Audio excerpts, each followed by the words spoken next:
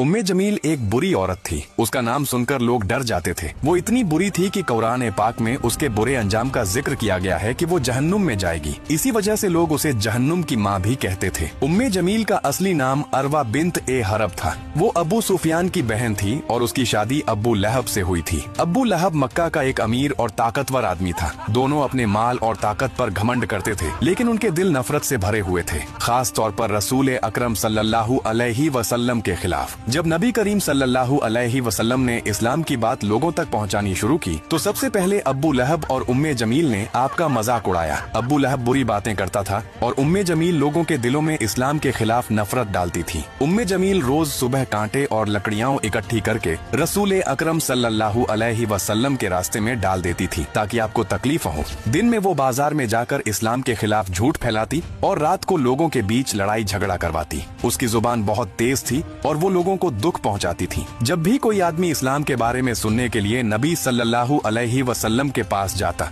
उम्मे जमील उसके घर जाकर उसके घर वालों को बहकाती। वो कहती, तुम्हारा शौहर मोहम्मद सल्लल्लाहु अलैहि वसल्लम के असर में आ गया है। इस तरह वो घरों में झगड़े कराती और लोगों के दिलों में शक और नफरत भरती थी। ये बहुत बड़ी बदकिस्मती है कि कोई अपनी पूरी जिंदगी सिर्फ नफरत फैलाने में गुजार दे। जब सूरह अल-लहब नाजिल हुई और अल्लाह ताला ने उसके अंजाम के बारे में बताया तो उम्मे जमील बहुत गुस्से में आ गई। वो हाथ में पत्थर लेकर निकली और कहने लगी, मैं मोहम्मद सल्लल्लाहु अलैहि वसल्लम को ढूंढ रही हूँ।